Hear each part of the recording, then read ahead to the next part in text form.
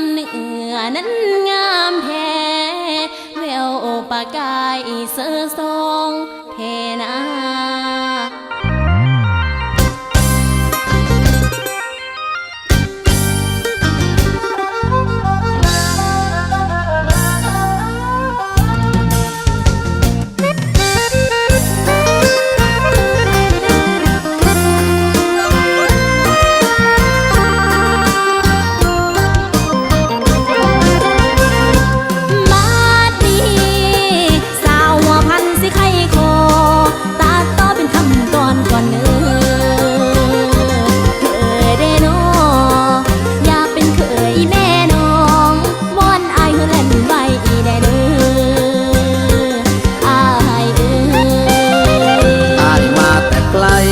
พบขวัญใจสาวงามเป็นหนึ่ง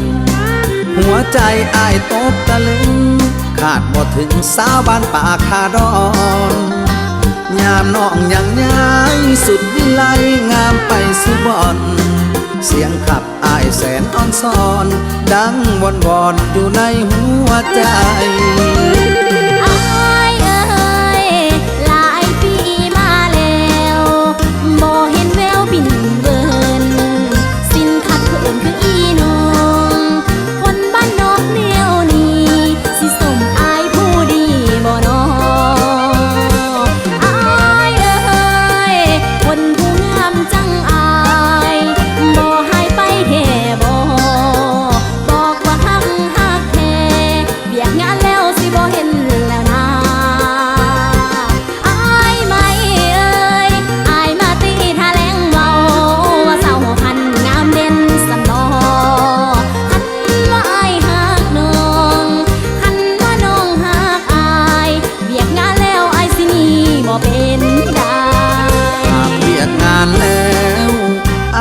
จะอยู่กับน้องหากน้องขัดข้องอ้ายจำต้องนอนใต้ตารางสาวหัวพันคงบ่ให้อ้ายอ้างว้างหากน้องเปิดทางจากใต้ตารางขอนอนห่วงเคียง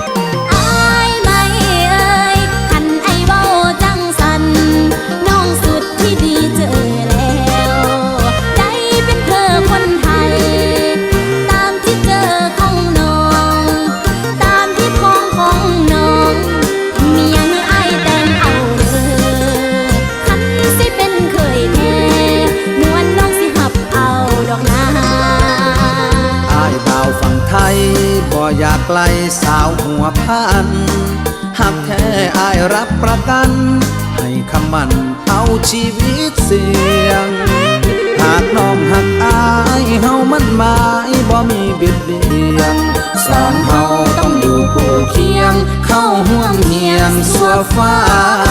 มาลา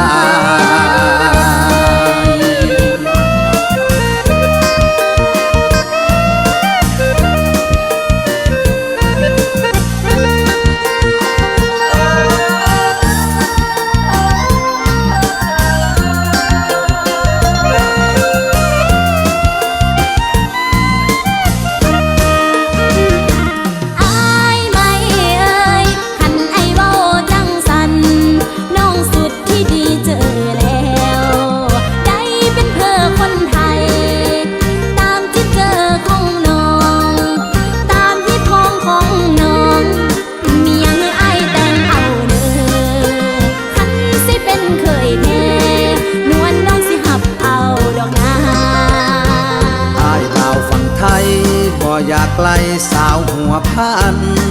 หากแท้อ้ายรับประกัน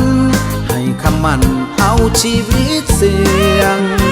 หากน้องหักอ้ายเฮามันหมายบ่มีบิดเบียงสองเฮาต้องอยู่คู่เคียงเข้าห่วงเฮียงสัวฟ้า